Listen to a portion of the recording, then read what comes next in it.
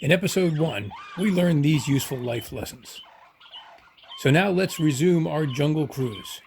In our last episode, our jungle explorers were at a bend in the river, surrounded by bamboo that some botanists say is 6 stories tall.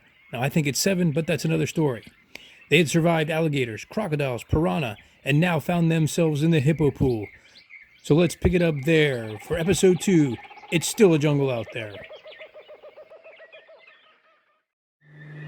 And as we enter the hippo pool, we look for the sign of the hippos wagging their ears, which means they may charge the boat, but escape safely because our boat only takes cash.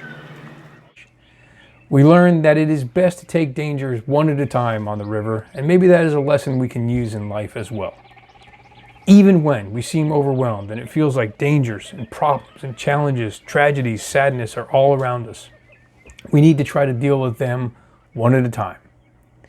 Now, we can rely on others like the skipper to help us navigate these dangers, and know that you are really never alone. You have others in the boat with you, some of who have been on this ride before and know how to deal with the dangers in the jungle and may be able to provide strength and comfort and compassion.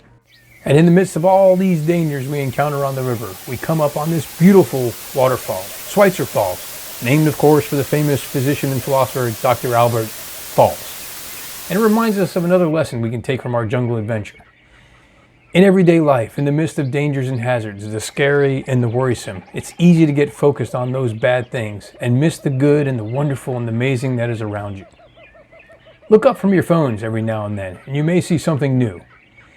And when we make our way behind the waterfall to see the amazing, the stupendous, the backside of water, we learn that our perspective in things matters.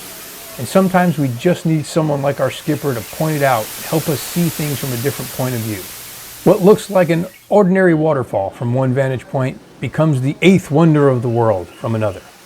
Now, as we make our way back to the dock, which is made of hickory, by the way, which looks really nice, but it does tend to get slippery when it's wet, making it a slippery hickory dock. Here we find a lesson for leaders. Now, as a skipper, your crew expects you to get them safely back to the dock.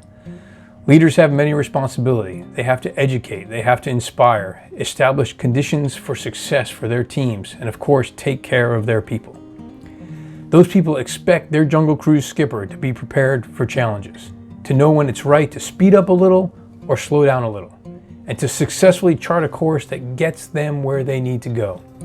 In the case of our jungle cruise ride, it's those 2 docks straight ahead. Yes, Disney's own paradox. Now, as we emerge from the challenges of the jungle and the dock is in sight, we take a look around at the people we just shared our adventure with.